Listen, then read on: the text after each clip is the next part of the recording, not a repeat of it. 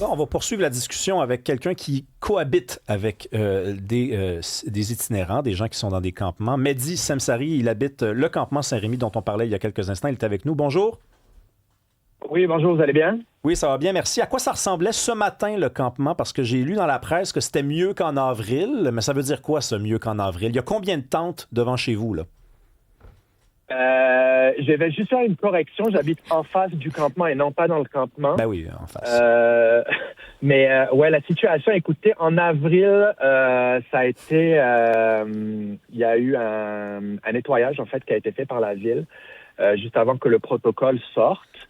Je ne sais pas si c'était une coïncidence, un addon, appelez ça comme vous voulez, mais après le campement, je dirais qu'il y a peut-être une quinzaine de tentes en ce moment. Ça a été un petit peu nettoyé, mais l'accumulation de déchets a recommencé. Comme on recommence à y avoir des amoncellements 2 mois plus tard, de toutes sortes d'objets. Puis on sent quand même encore la salubrité. On voit quand même encore la vermine un petit peu autour. Mehdi Samsari, donc, on vous voit, vous êtes dans cet article ce matin là, dans la presse, vous avez décidé de Ouais. parler haut et fort, de témoigner de votre réalité. Pourquoi vous avez décidé de sortir publiquement là, pour parler de la situation? Ben, il y a deux volets à ça. Il y a le côté où je me suis présenté et je me représenterai pour le poste de maire d'arrondissement. Donc, il y a quand même le côté politique et il y a le côté aussi citoyen en tant que père de famille. Le père de famille veut je dirais, un quartier qui soit propre, qui soit sécuritaire. On fait face à beaucoup de défis, on va dire, de vols, d'incivilité. Il y a aussi le côté politique. Je me suis présenté, comme je l'ai dit, sous les couleurs d'Action Ouais. Montréal. Et pour moi, je vais le dire ouvertement, puis je vais expliquer mes paroles. Je suis contre les campements d'itinérants. Et quand je dis que je suis contre les campements d'itinérants, je suis contre le concept que tout cela englobe. Vous le disiez très, très bien un petit peu il y a quelques minutes. On a décidé de mettre un protocole pour légitimiser l'inaction la mairesse actuelle de son administration avait fait un cheval de bataille des campements durant leur campagne. Puis, moins d'un an plus tard, il y a un volte-face total où on dit qu'on va normaliser ça, puis on va injecter de l'argent, des dizaines de millions de dollars pour normaliser, puis pour faire le statu quo plutôt que de trouver des solutions concrètes.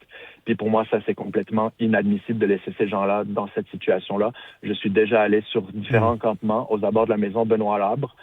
Une société avancée, civilisée, développée comme la nôtre, on ne devrait pas voir ça. Il y a énormément de modèles à travers le monde, notamment le modèle finlandais, où énormément de situations existent, de plans existent pour éradiquer ou quasiment éradiquer l'itinérance et sortir ces gens-là de cette situation-là.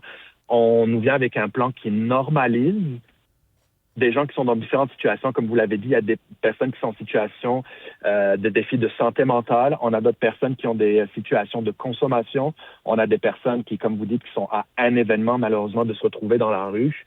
Puis on utilise le même remède pour tous ces gens-là, Mais- alors qu'il devrait y avoir des remèdes différents. Ça se passe comment là, au quotidien? Pouvez-vous nous décrire une journée typique, puis surtout une nuit typique? Parce que ce qu'on entend souvent, c'est que la nuit, les gens sont pas forcément tous endormis là, dans les campements. Non, les gens sont pas forcément tous endormis. Il y a souvent, je veux dire, moi, ça m'arrive des fois d'aller prendre une petite marche le soir. Je vous dirais tout seul, sans les enfants, puis sans ma conjointe. Pour elle, il est hors de question de sortir la nuit dans les ruelles. Mais oui, on entend crier beaucoup dans le quartier, souvent, ou dans le campement, souvent à 2, 3 heures du matin, des gens passent sur la rue et ça s'entend hurler, puis on voit qu'il y a des gens qui sont aussi en psychose, sûrement, parce que souvent, c'est des gens qui sont seuls puis qui hurlent, des phrases complètement incohérentes, écoutez, beaucoup de déchets, des vols quotidiens. Ah ouais? Je veux dire, oui, au niveau je veux dire, nous, on a clôturé en urgence l'arrière de notre maison parce que les vols n'arrêtaient pas d'augmenter. On nous volait les jouets des enfants, le chariot des enfants. Je veux dire, en avant, on se fait voler ouvertement. Puis, je veux dire, des boîtes de nourriture, je n'aurais pas les marques, mais des boîtes de nourriture pré-préparées qui disparaissent. Puis, je veux dire, ils s'en cachent pas. Je veux dire, je me suis faite moi-même. J'avais la coquille de ma fille au bras.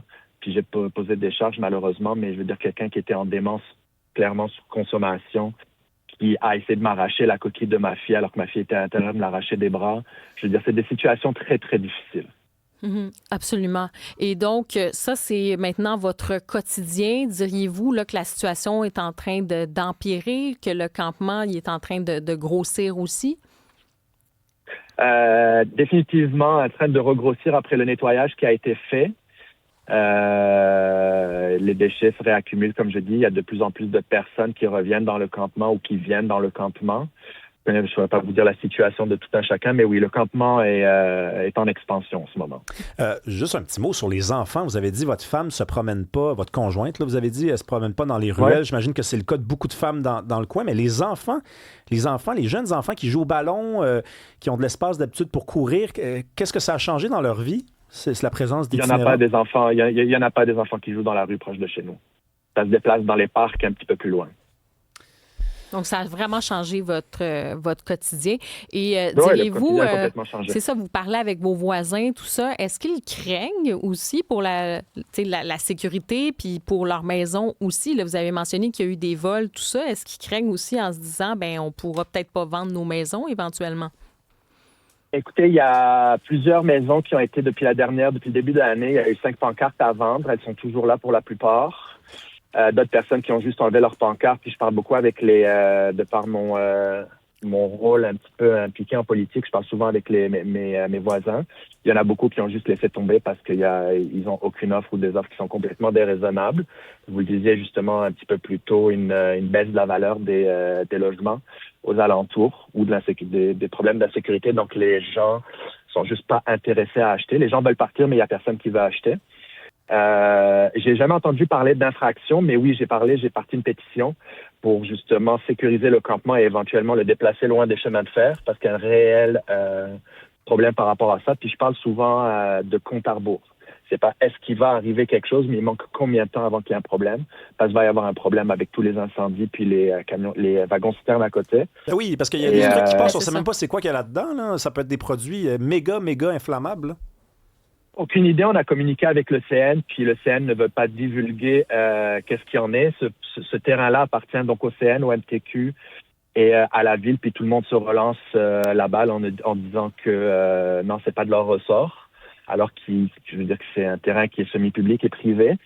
Puis oui, ils veulent pas nous divulguer qu'est-ce qu'il y a. Pour des raisons de sécurité, on voulait savoir qu'est-ce qu'il y a dans ces wagons-là avec des incendies déclarés régulièrement. Puis non, aucune information. Puis les gens, oui, effectivement, craignent qu'il y ait un accident, que ce soit quelque chose aussi gros que ce qui s'est passé. Enfin, je ne voudrais pas nommer le nom, tout le monde est au courant. Je pense que ça doit régler des mauvais souvenirs pour beaucoup de personnes. Mais non, on veut pas vivre un drame. Mehdi Samsari, donc vous êtes un citoyen qui habite en face du campement Saint-Rémy et vous l'avez mentionné aussi, là, vous étiez aussi candidat à la mairie de l'arrondissement du Sud-Ouest. Vous parlez, vous faites une sortie publique en tant que père de famille et aussi avec cette idée-là aussi politique de changer les choses. Mais quelle est la réponse de votre arrondissement, là? Est-ce que vous sentez écouté ou sentez abandonné?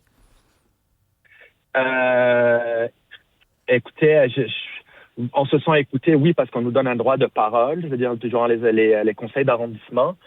Mais je veux dire, c'est protocolaire. On nous donne un droit de parole, mais je vous dirais que... Mais ça bouge-tu? Ça bouge-tu? Sentez-vous que là, ils sont en train de faire des choses ou il se passe rien? Pour l'instant, à part un nettoyage, il y a pour l'instant rien qui a été fait. On espère que ça va peut-être bouger prochainement. On continue à mettre de la pression sur l'administration actuelle en lui faisant part de notre réalité au quotidien, puis on espère que ça bougera bientôt. Merci beaucoup, Mehdi Samsari. Vous habitez en face du campement, pas dans le campement. Merci d'être venu nous parler aujourd'hui. Merci à vous. Je vous souhaite une bonne journée à vous et aux auditeurs. Au revoir.